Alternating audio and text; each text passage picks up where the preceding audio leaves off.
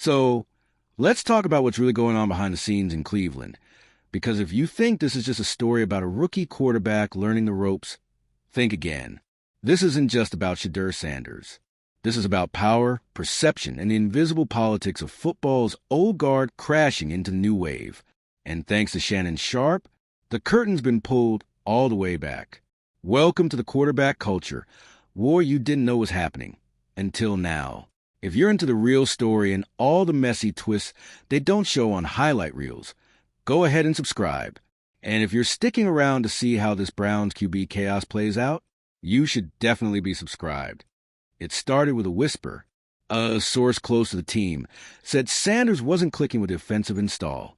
Another said he didn't show enough urgency in the film room. And then that suspiciously timed leak of the Giants interview? Oh, it was strategic. But here's the thing. While the national media ran with those red flag rumors, the Browns' locker room was seeing something completely different. Veterans were watching a rookie walk in and take ownership of huddles with poise. Coaches were pulling up film and seeing tight windows, quick reads, subtle pocket shifts. Details only a seasoned quarterback is supposed to master. And most damning of all for the anti-Sanders crowd, that he was earning the respect of players who've been in the league a decade or more. You don't fake that. You don't buy it. You earn it, period. So why was the public being sold a different version of reality? Enter Shannon Sharpe, one of the only analysts who didn't just take the bait. Instead, he dropped receipts. Club Shay became a full-blown truth-telling session. He broke down Sanders' throws under pressure, his ability to read exotic coverages, his leadership, his accountability after the speeding incidents. And then, in that signature baritone, Sharpe said the quiet part out loud. They don't want him to win because they don't want them to win. Boom. And just like that, a long-suspected truth became undeniable. This wasn't about football.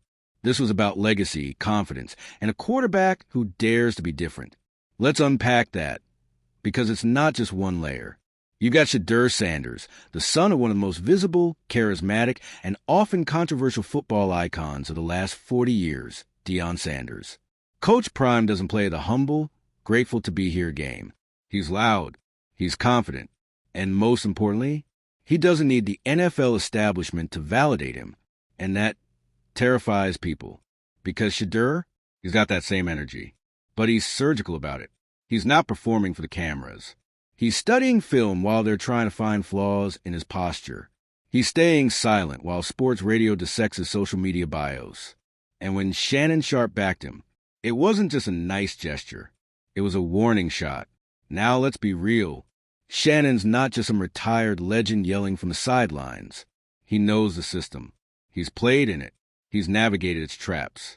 So when he says there's an agenda, it's not baseless. It's from lived experience. And let's not act like it hasn't happened before. Cam Newton branded a diva the second he danced. Lamar Jackson called her running back before he ever threw an NFL pass. Heck, even Patrick Mahomes got told he was too street ball early on. Notice a pattern? Confident, high profile. Black quarterbacks who don't shrink themselves down for corporate comfort always get hit with the same script. But now, the script is getting old, and Shedeur's flipping the page. Inside the Browns facility, things are getting tense, because while the PR machine keeps pushing out updates about their quarterback depth, players are whispering. He's already better than the guy ahead of him. One offensive lineman reportedly said off camera, he throws you open. Not many do that anymore. Receivers are lobbying for him in team meetings. DBs are saying he's the hardest QB to disguise against in practice. That's not hype. That's respect. And you know what's happened behind the scenes? Quiet panic. Because now the front office is realizing they might have struck gold, but they don't have the blueprint to handle it. Why? Because Shedeur isn't the type of quarterback you manage. He's the type you build around. And still, the smear campaign creeps along. 2 speeding tickets, suddenly treated like criminal activity. A single misstep in a media interview, painted as immaturity. Meanwhile, veteran players on other teams are literally getting arrested and not missing a snap. But because it's Shedeur, the bar gets moved. Again, and again. And that's what Shannon and Sharpe put under the microscope, the double standard, the fake concern masked as analysis, the way the same qualities praised in one player are weaponized against another when the image doesn't fit the league's comfort zone. Let's call it what it is. Sabotage, wrapped in polite PR language. But here's the twist. Shedeur's not crumbling. He's thriving. Every time they raise the bar, he clears it, quietly, professionally, and most threatening of all, without needing their validation. That's what scares the system. He doesn't just want to be in the NFL. He wants to change it. Let's talk future. If Shedeur keeps this trajectory, he's not just going to start. He's going to redefine what teams look for in a franchise QB. Not just arm talent, not just stats, but resilience, mental toughness in the face of coordinated smear campaigns, composure under fire from teammates, press, and rivals, leadership that transcends what a scouting report can ever measure. And when that happens, you can bet the same people who doubted him will suddenly pretend they believed all along. They'll call it a Cinderella story. They'll call it unlikely. But we'll know the truth. This isn't an underdog narrative. It's a story about a system being forced to make room for someone it didn't plan for. And thanks to Shannon and Sharpe, and to everyone willing to challenge the noise, we're finally getting the unfiltered version. So whether Shedeur takes the field week 1 or week 10 or waits until the 2026 NFL draft to really shut people up, just know the clock is ticking. Not for him, but for everyone who built a narrative they can no longer control. Because guess what? The kid they try to bury? He already knows how to lead a comeback. And this one, it's personal. You know what they don't tell you when you enter the NFL as a high-profile rookie with a famous last name? They don't tell you that half the battle is silent. It's not just playbooks or reads or fourth-quarter comebacks. It's the looks in the hallway, the press conferences that mention everyone except you, the way your name mysteriously disappears from highlight packages, even when you're the one throwing the touchdown. And Shedeur Sanders? He's been watching, clocking it all, smiling, nodding, and filing it away. Because of disrespect? Oh, it's been strategic. But here's what's different about this story. This time, the kid fought back, and not with Instagram lives or press conferences or viral sound bites. No, he let the film do the talking. And now that the footage is out there, everyone's scrambling to rewrite the script they thought was locked in. Let's talk about why. You know the moment it all really shifted? It wasn't some game-winning Hail Mary or broken rushing record.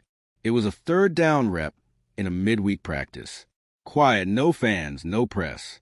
Defense shows a disguised cover 6. Shedeur spots it mid-cadence, flips the protection, audibles into a timing concept, and delivers a sidearm dart between 3 defenders before the safety can react. The defensive coordinator dropped his clipboard. A scout muttered, "That's Sunday level." And the veteran corner, who'd been chirping him all week, he didn't say another word. That's the moment Shedeur earned the room. From that point on, you couldn't ignore it. The cadence got cleaner. The chemistry with the first team, receivers got sharper. The team's tempo changed when he was under center. And slowly, quietly, people started talking. Not on the record, of course. That would have been too risky. But off mic, it was a different story. He processes fast. He's not fazed by pressure. I trust him. Those aren't casual compliments in an NFL locker room. That's endorsement. That's belief. That's momentum. And the scariest part for the people trying to hold him back, he hasn't even played a snap of regular season football yet. So what's stopping the Browns from just naming him QB1? 2 words: contract politics. Deshaun Watson's deal is the biggest financial handcuff in NFL history. $230 million fully guaranteed. That's not a salary. That's a throne. And no GM wants to admit they paid for a Ferrari that drives like a rental scooter. So instead of facing that truth head-on, what do? They deflect. They say Shedeur's developing. They push the he needs time narrative. They leak quotes like, "We're happy with our depth." But deep down, everyone knows the truth. They're terrified of what happens the minute Shedeur hits the field and starts winning games. Because then, there's no more hiding behind contracts. You either play the guy who gives you the best chance to win, or admit you sold your soul for a busted investment. Let's pause for a second, because this isn't just a Browns problem. This is the entire league's problem. NFL front offices have a history of picking safe over real, and Shedeur Sanders? He's not safe. He's real. He doesn't play the humble puppet. He's respectful, but not small. He believes in himself. And worse for the gatekeepers, he actually backs it up. He's not here to be anyone's backup. He's here to take the throne. And that makes him dangerous. Not because he's arrogant, but because he's effective. Meanwhile, the media's been fumbling this storyline like it's a wet football in a snowstorm. They either ignore him completely, or they trot out the same tired critiques. Too confident. Still raw. Maybe a good backup one day. It's as if no one watched the games. As if 70% completion and 40 touchdowns didn't happen. As if film doesn't exist. But you know who did watch? Former quarterbacks. Defensive coordinators. Veteran linebackers. They saw it. They know what a Sunday-ready arm looks like. They know when a player is reading full field coverages, not just staring down his first option. And slowly, those voices are starting to break through the noise. The irony? Shedeur doesn't need to say a word. He's got every reason to clap back, to fire off tweets, to drop press bombs like some rookies would. But he doesn't. Instead, he shows up, takes reps, outperforms expectations, then walks off the field like he hasn't heard a thing. That's what's driving them crazy. He doesn't fight on their terms. He doesn't play the villain they want him to be. He just wins. Silently, efficiently, relentlessly. And Dion? He's watching, too. Not interfering. Not pulling strings. But watching. Coaching from a distance. Letting his son carve his own path. Because here's the twist the league wasn't ready for. Shedeur isn't Dion's mini-me. He's his own brand. His own weapon, his own story. And while the last name got him in the room, it's the work that's keeping him there. So, where does it go from here? That's the billion-dollar question. The Browns are sitting on a quarterback controversy they don't want to admit exists. But the fans? Oh, they see it. The players? They feel it. And the rest of the league? They're watching closely. Because if Shedeur gets his shot, if the politics break down and the film forces their hand, it's over. The moment he gets the green light, the narrative changes forever. Because he's not just ready to play. He's ready to lead. In a league obsessed with image, Shedeur is the glitch in the matrix. You can't box him into a stereotype. You can't deny his tape. You can't outwork him. And when you can't control the story, you either rewrite it or get left behind. Right now, the league has a choice. Stand behind the old way, or lean into the future. And that future? He's wearing number 5 in Cleveland, waiting, patiently, quietly, and when his moment comes, he won't just take the job. He'll change the game. And no, it's not the lake effect snow or the usual doom and gloom over quarterback depth charts. This one's quieter, slower, but it's picking up momentum with every rep Shedeur Sanders takes under center. And now, it's starting to shake the walls of an organization that thought it had everything under control. Because here's the thing no one in that front office is saying out loud yet. Shedeur is winning the locker room, not in press releases, not in coaching meetings, not in draft capital, but in the places that matter most. The sideline huddles, the weight room whispers, and the unfiltered locker room talk when the cameras stop rolling. And that kind of power, it's impossible to fake. Every team says they want a franchise quarterback, but what they don't say out loud is how fragile that pursuit actually is.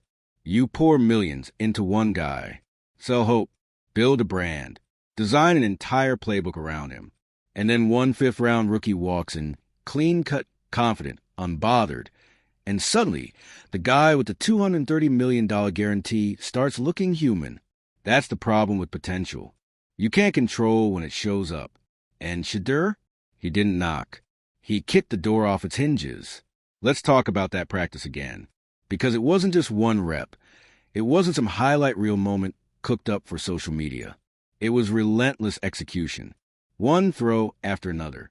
Timing routes, touch passes, deep outs, all on point. At one point, the offensive line coach turned to the wide receivers coach and just muttered, "This kid sees the field like he's in his third year." And that's not a compliment. That's a warning. Because when a rookie sees a game that slowly, when he's processing coverages in real time, adjusting protections, and still has the composure to hit a receiver in stride, you're no longer talking about development. You're talking about deployment. Meanwhile, the Watson issue is growing louder, not from the coaching staff, but from the body language, from the size after broken reads, from the frustration after missed opportunities, from the fact that when Watson talks, fewer players seem to be listening with locked-in eyes. But when Shedeur calls the play, everyone sharpens up. That's not normal. That's leadership. Earned, not given.